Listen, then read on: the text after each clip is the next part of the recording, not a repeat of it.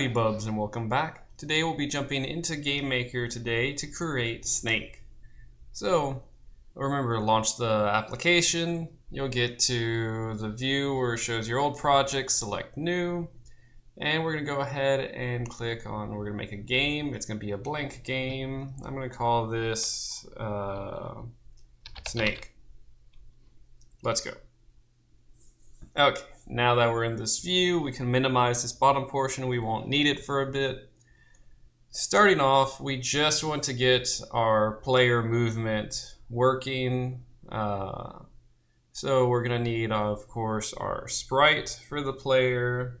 We're going to need a sprite for the food, and we'll need a sprite for our snake's body. That might actually be everything, at least for this simple version. So let's go ahead and jump into creating those sprites. I'm going to right click on create in the sprites folder and select sprite, SPR underscore, and this is going to be snake. Alright, I'm going to want to modify the size of this. I'm going to click over here on the left side to resize the sprite and the scale image. I'm going to set this to be 32 by 32. Apply. And make sure that the origin is set to middle center. Okay, now we're good to edit the image. I'm not going to do anything too fancy. It's just going to be a green snake. Maybe I have a fancy little pattern.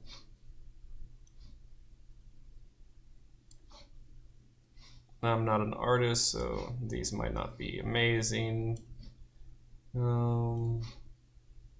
Let's go with red. And this blue. Okay, there we go. We have a random pattern on our snake. Okay, this is meant to be the head, so I'm gonna actually end up changing a little bit of this. Let me do this red outline. Okay, I'm gonna make an eye. No, click the hollow out tool for a rectangle. I'm going to make an eye. I think that's the same size. Fill this out like that, and then the tongue. There. Okay. That's my snake's front. I think this is slightly off-centered, but oh well. I have the head of my snake. I'm going to go ahead and right click and duplicate this, and this will be SPR snake underscore body. Make sure I click on this, go into edit the body, and I'm just going to get rid of the eyes here and fix this up.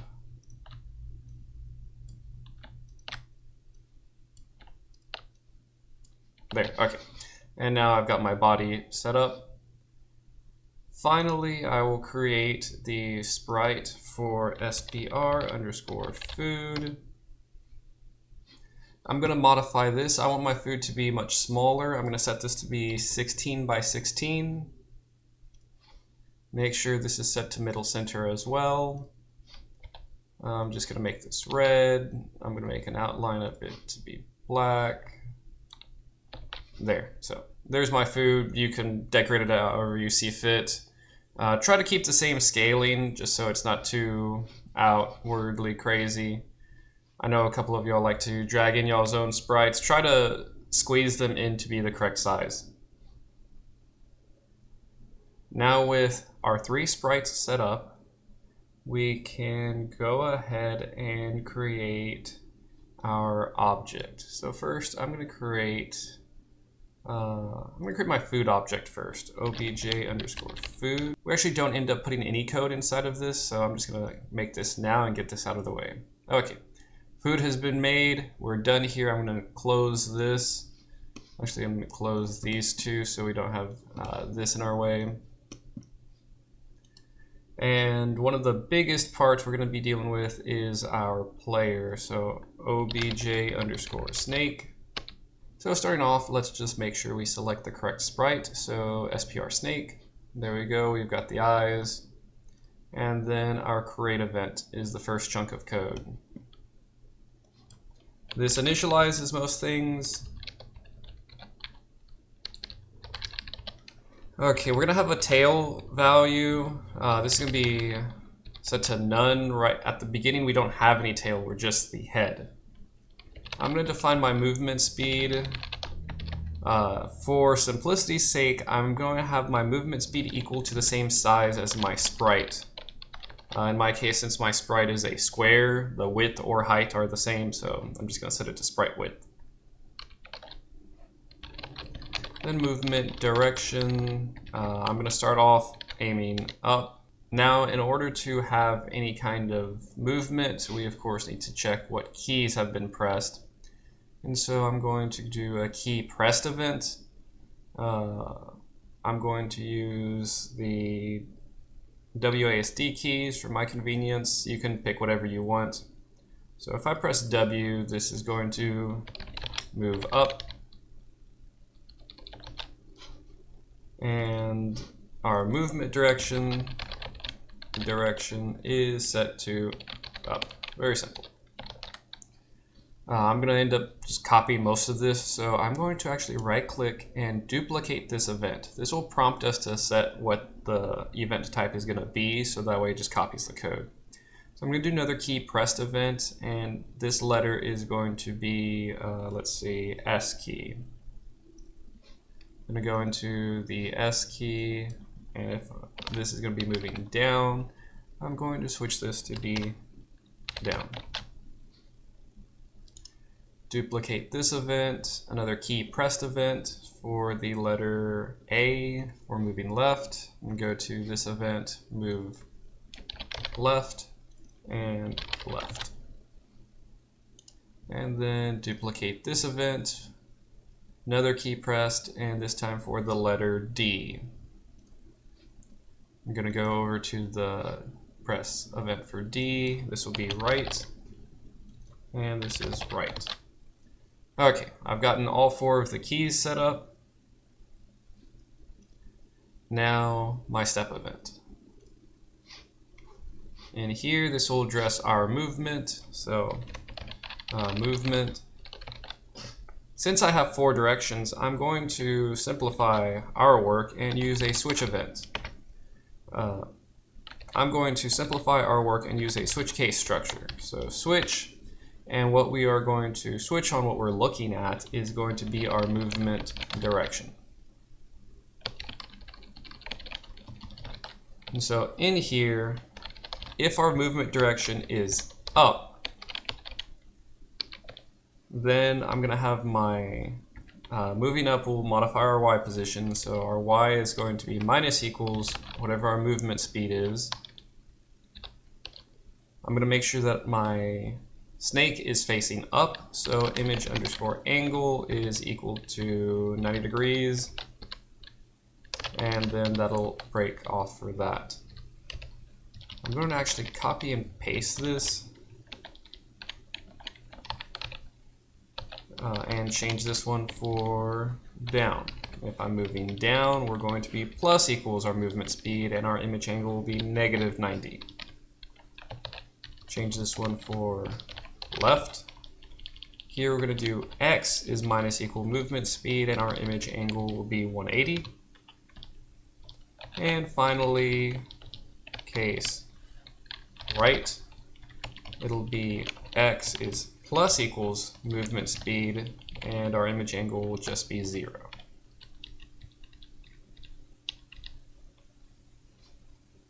Let me increase the size for you.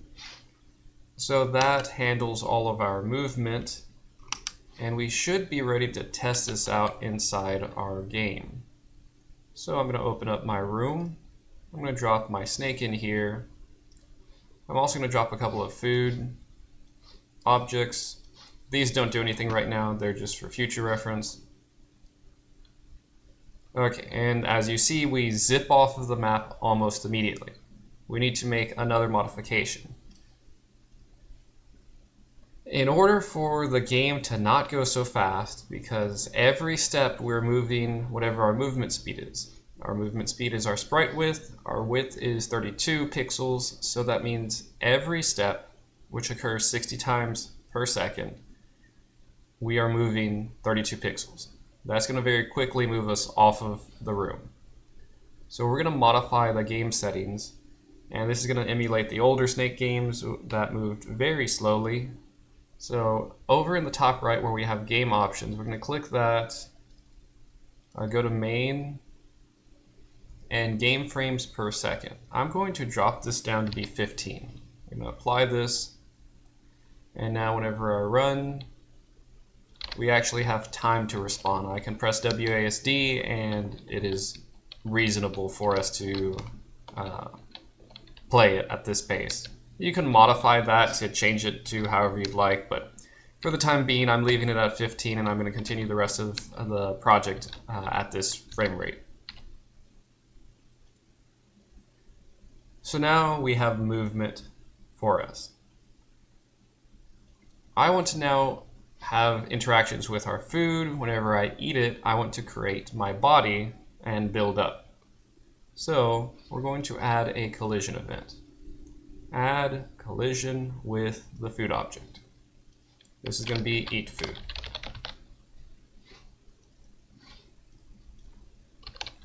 Whenever I eat the food, I'm going to destroy the other thing that I've run into, in this case the food.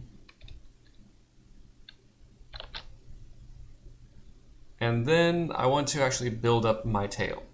I'm going to introduce a new concept here, a script. This is a way that you can write code that is not tied to an object but can be freely used in other locations. This actually allows us to create functions similar to what we worked with in Carol, so that way we can easily reference chunks of code that are meant to be repeated. Over in my scripts folder, I'm going to right-click, create a new script.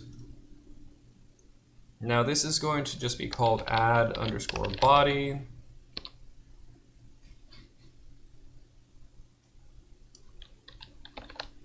Technically in a script you can write as many functions as you want. You usually group them based off of what they're related to. In this case we're only going to write one script for this project. And so in this function add_body, I'm going to have one input parameter. I'm going to call this tail. So based off of what we have for our tail, remember the head had a tail set to none or no one, I'm going to check what is the tail. This is kind of an advanced function. I wrote this recursively, so technically this function calls itself. That kind of goes beyond the scope of what y'all are going to have to worry about, but this is the simplest way that I thought of figuring this portion out. So this is kind of a view of advanced topics. If you're interested, you can ask me more about it in class, but this is a recursive function. So if our tail is equal to no one, this means we don't have a tail. No tail exists. Then I'm going to create a new tail and set it to be instance_create layer. And we're going to create it at the previous x position, x previous, and the previous y position, y previous. This is going to be in the current layer, and this is going to be our body, which let's quickly create that. Create obj snake body. Going to create or assign the sprite for that, and then let's go back up here. obj_snake body.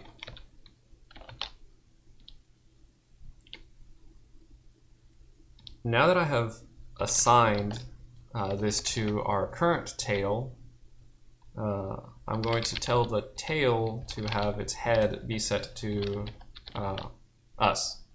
So that way they know the relation to everything. It'll be useful later whenever I actually tell the tail or each of the body parts to move. It simply goes to where the next part was. This allows us to build up a chain of movement across the each different part of the body. So this is what happens when there is no tail. What happens if there is a tail? Well, that's our else clause. So a body part exists as a tail. So in the else clause, I'm going to specify with what we do have as a tail, since it does exist, there's a body part. We tell that tail to add a body to its tail.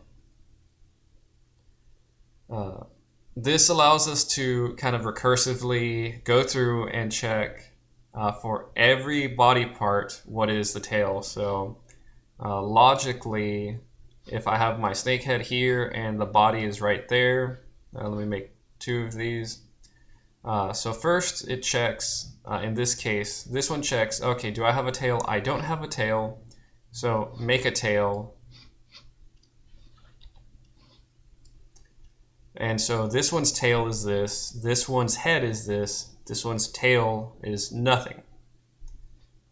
Whenever I tell it to create another body part, the head is told, okay, create a body part. It checks, okay, what is my tail? Oh, my tail is this. Okay, this creates a new body part. What is my tail? My tail is no one, so then it adds a new body part to that. So it very nicely builds up the entire thing for us, so we don't have to worry about going through and figuring out, okay, who actually has the tail, who is at the very back of it. Instead, we kind of just have it run through itself and figure out, okay, whoever doesn't have a tail, you get the new tail, and it moves on.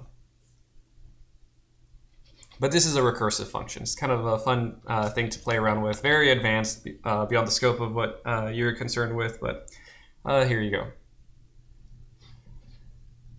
So now going back to our snake, we can tell it to add tail. Or sorry, add body. And we're going to throw in our own tail.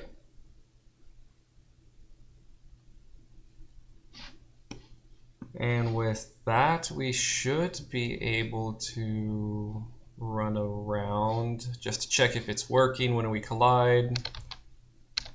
There we go, a tail has been added, but right now we have no code for the snake body. And then, of course, here it kind of crashes because we don't have anything else set up for it.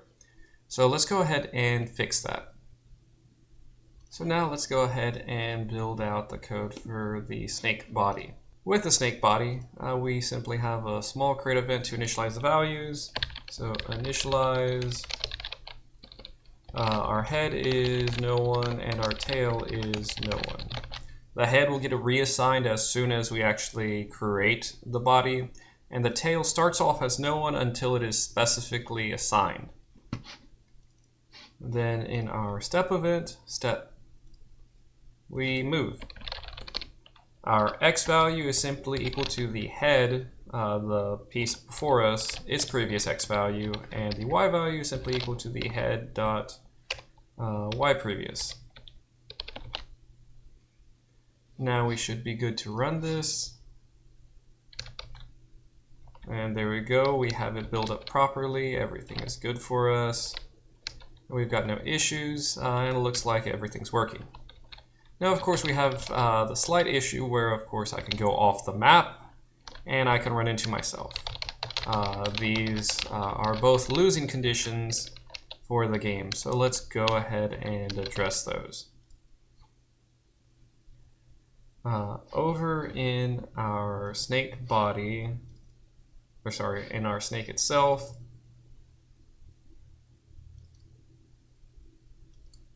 I'm going to add an event, collision with our body. If I run into the body, I'm going to lose. Whenever I intersect a boundary, I'm also going to lose. But we shouldn't have all of the management for the game controls in here, especially losing states. We should instead manage that somewhere else. So we're going to create another object.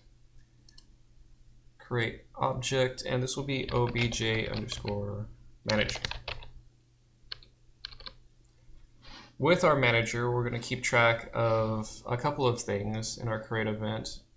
This will, of course, be initializing things. Game over is going to start off as false. Going back to our snake. In both of these cases, I'm simply going to have the obj underscore manager dot game over is set equal to true. Gonna copy that line, throw it in here. Okay, so now if I intersect the game body or if I intersect the boundary, I lose. Well, let's make sure this actually works. Let's go into the manager and set up the condition on what happens whenever we do lose.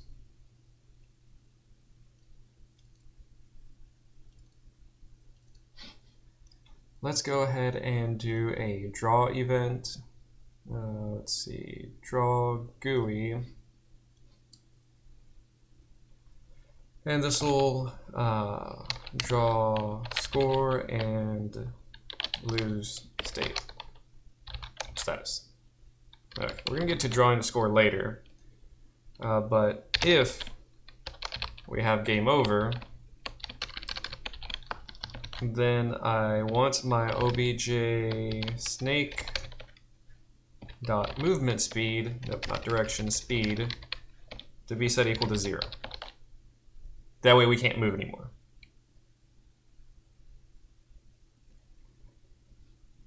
So let's see if we can get this set up. All right, I'm moving. Actually, nothing's gonna happen because I forgot to place it inside the room. Go to the room, make sure you drag in your manager inside of here. Now it should be working, okay. See, I can no longer move because I hit the edge of the world. Let me eat the 3 food items and see if I can run into myself. There we go, I ran into myself, also stuck in place. Okay, so we now have that. That's good to go. We now have a losing condition. We simply need to go into our manager and handle everything else. We want to, of course, have a score. That's how we can compare to see how much better we are than anyone else who plays the game. But if we're going to be drawing text, we need to create a font. So I'm going to right-click, create a new font. FNT underscore score. Now I'm going to randomly just select one. Okay, that one looks good. I'm going to set this to be 50. All right, that should be fine. All right, I have my font set up. Let's go into the OBJ manager. In the create event, I'm going to specify draw set font.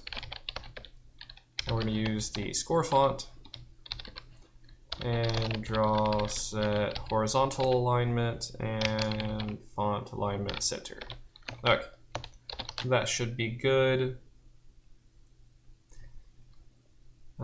With that, we've got the font set up. We can also specify our points. Our points is equal to 0 at the start.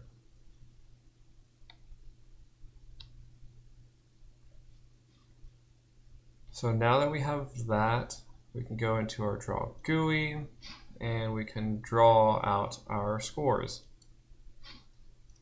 So we are always going to draw the score, so draw text. And I want this in the middle, so it's going to be display underscore GUI underscore get GUI width divided by 2, so that makes it the middle.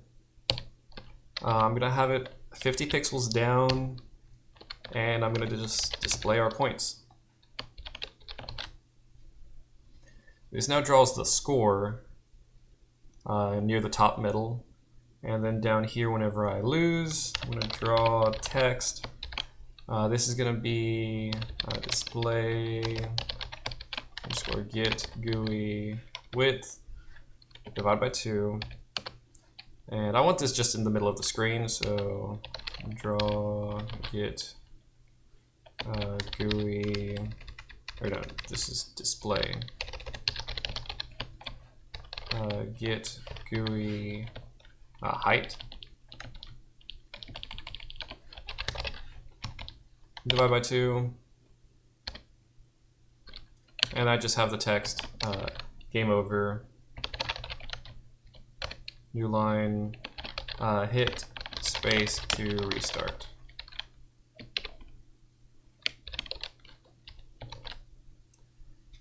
And then to, of course, make sure this works, I have to have a key press event for the spacebar, and this will simply restart the game. Game_restart. Alright, let's run it and see if it works. Okay, our score is currently not increasing. I didn't write any of the code for that. There we go, I ran into myself, game over, hit space to restart. Looks like it's working. I hit spacebar, it restarted. I hit the edge of the screen, also works. Okay, so it looks like it's good to go. Well, now I just need to add in getting points off of movement. So increase points. And so if the game is not over,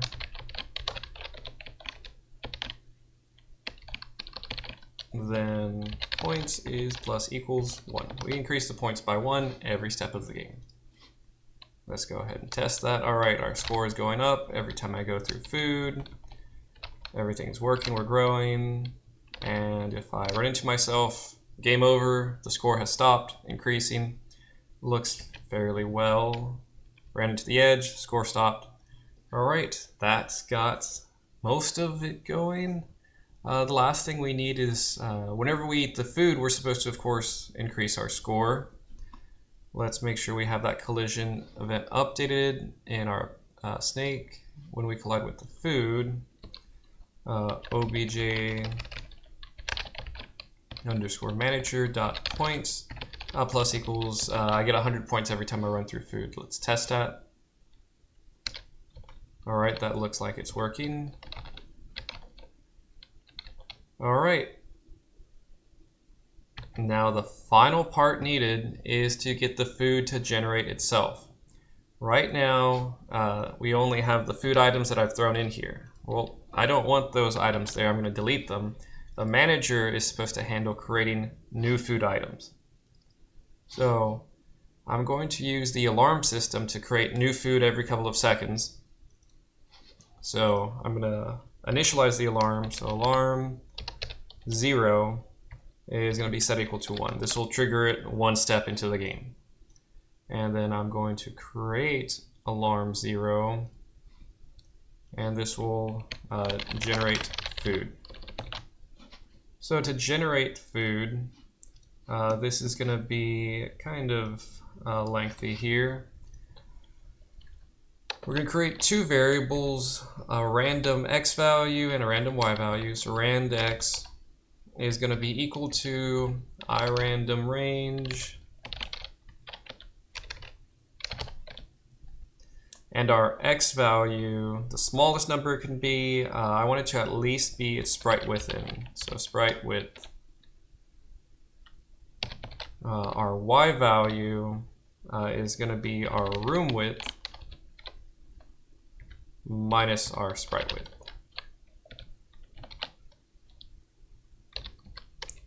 And we're going to actually kind of do the exact same for the y value. Random y value, and this is going to be sprite height and room height minus sprite height. Now that we have created the random x and y values that we're going to place the food at, I'm going to go ahead and do instance underscore create layer, and we're going to simply have the random x value, the random y value. It's going to be at this layer, and it's going to be our obj underscore food.